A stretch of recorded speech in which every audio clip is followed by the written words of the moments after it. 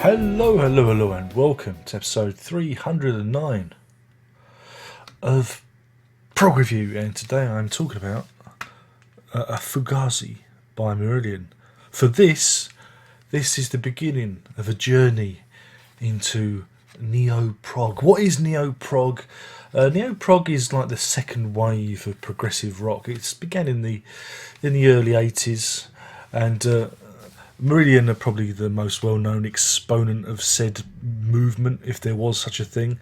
I'm going to be looking at a number of bands. It's not going to be complete. There'll be people that will be missed out because there are albums I can't get, can't track down, whatever. But I'm going to try and look at a couple of bands from this movement, the ones that didn't turn out to be Marillion. But I'm starting off with Marillion and Fugazi because we've already done Script for a Jester's Tear.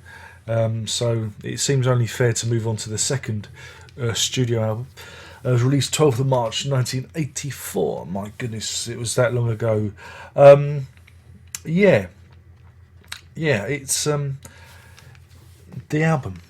It's got a lovely sleeve by Mark Wilkinson. This is the remastered version with the extra disc. The album very much reflects what's on the sleeve. Really, never is a sleeve.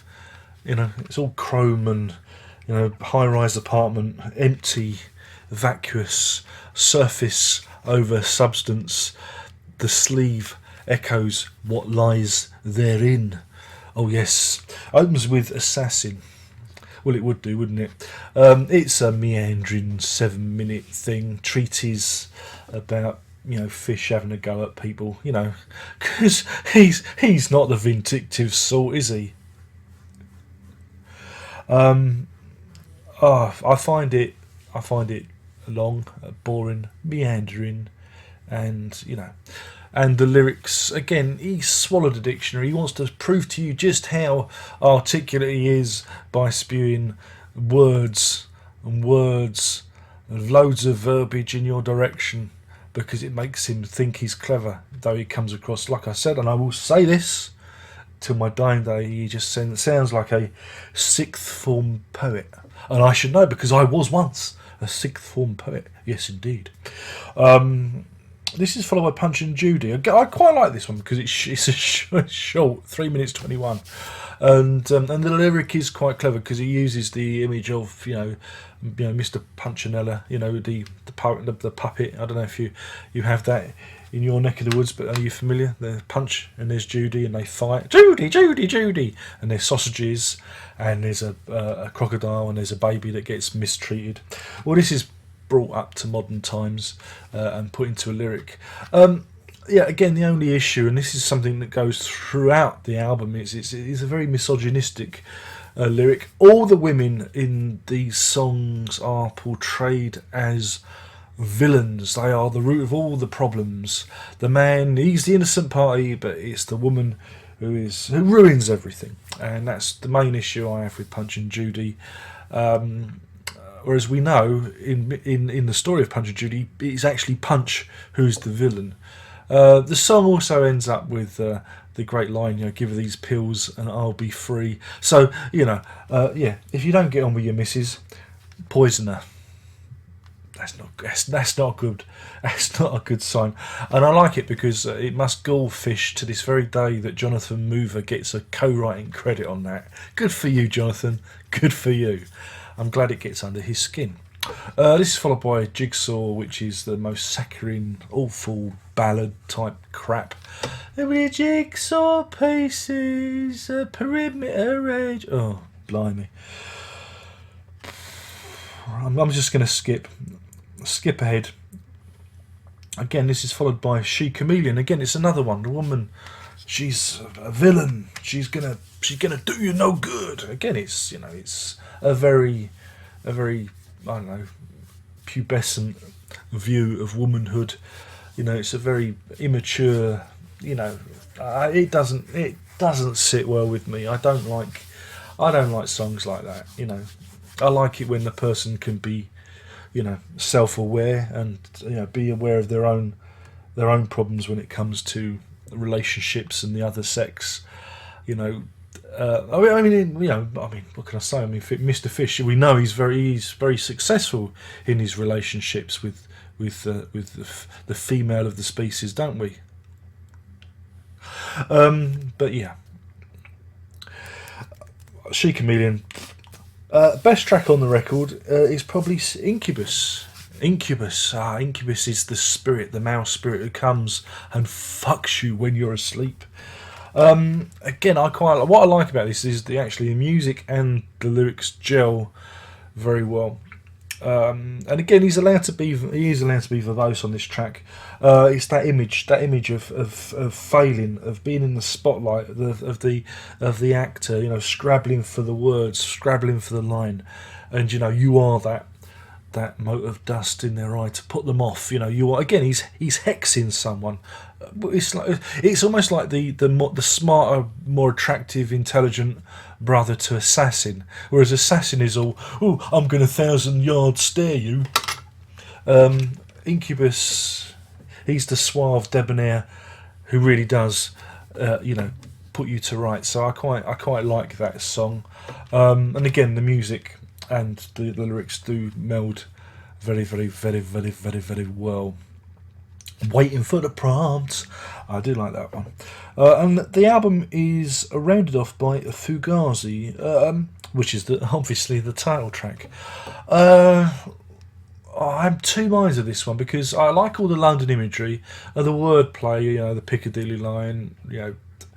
It does evoke the rat race nature of London life. So that works for me, but again, the music's a little bit ploddy. But and it does build up really well. It builds up, but then it's that bit where the world has gone totally Fugazi. He bottled it. He should have just said this world is totally fucked up. And if he'd have screamed that, fucked up, then I think it would have been a much better statement. I always thought using the word Fugazi was almost a compromise, so we can get this played on the radio. The word Fugazi doesn't work for me. Yeah, call the album that, maybe reference it in the lyrics, but that it just it needed fucked up, Ooh. And then you've got this jaunty, sub. Again, it reminds you of the bagpipes. So I expect he got his kilt on and did a little jig. Where are the puffets and where are the anyway visionaries? You need to just go, oh blimey, and it turns into a jig. And then it disappears up its own arsehole. For me, it's probably Marillion's worst album. There are some good ideas in there, but it sounds appalling. The original mix of this, the original CD. I remember I had the original CD back in the day, and it was just awful. I must admit, the remastering does give it a little bit more presence, a little bit more welly, a little bit more woohoo. But it just, it is very dated. The sounds and the production and everything just sounds, a little bit iffy. It doesn't. If you compare it, this is the thing. If you compare it to Script, which is it's very well produced and everything sounds good, and then compare it to Misplaced Childhood, it really does stick out. It sticks out as really badly produced. Again, I guess that's Nick Tauber's fault. The actual production side of it is awful. And again, I think it's the old difficult second album problem. For me, it's not good. And again, the way women are presented, they're either the villains or they're perfect and they're out of reach, like Cinderella Search. Oh dear, or they're not to be trusted at all. So I find that all rather unsettling. And you didn't even see the join. Battery pack ran out, didn't it? With this you do get a second CD full of 12 inches. and remixes and demos and whatnot, which makes it extra value.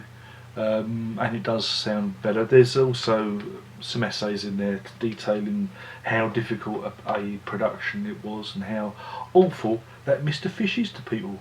Well, I didn't like this one and I didn't like that one and I forced that one out. And I mean, he always comes across as such a reasonable young chap to me.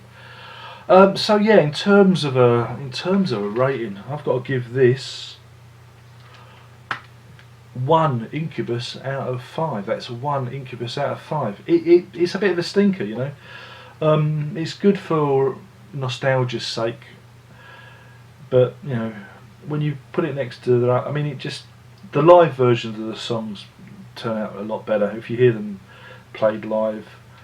But you know, I just find it so bad after such a strong start with script and well, of course, misplaced childhood. This just feels utterly, you know, the band utterly adrift and completely, you know, Fugazi or Fubar even, shall we say. Anyway, so this is the start of my neo-prog odyssey. Oh yeah, neo-prog odyssey. That sounds good. I'm going to be looking at some bands such as that one, IQ. I know you want me to do IQ, Palace. And a load of others. He said, trying to remember the names. Hold it, let me just pull up my iTunes, because I loaded them all into iTunes, so I know what I'm doing. Yeah, Pendragon, Galahad, Solstice, Arena. Yeah. And I've also got, he says, peeling backwards, like I said, IQ, Jadis, and Quasar, named after me aftershave. I'll be doing reviews of albums by those bands over the coming few episodes. Hopefully this one also, if there's any new releases, I'll intersperse it. But you know, we've done this before. Do you remember we did the great concept album thread? That went down well, didn't it? So anyway, my name's been Darren Locke. I've been talking about Marillion's Fugazi, their second album from 1984. And like I said, this kicks off my neo-prog odyssey. Thanks for watching. Don't forget to subscribe, and more importantly, give me your money. There's a Patreon thing, because it's January and the YouTube adverts they're not paying up, so I need your money. Why? Because so I don't have to get a proper job. You know why. So I can afford the fucking gas bill. It's freezing today. The gas bill's going to cost a fortune. But seriously, thanks for joining me. And more importantly, apart from you handing over your cash, prog on.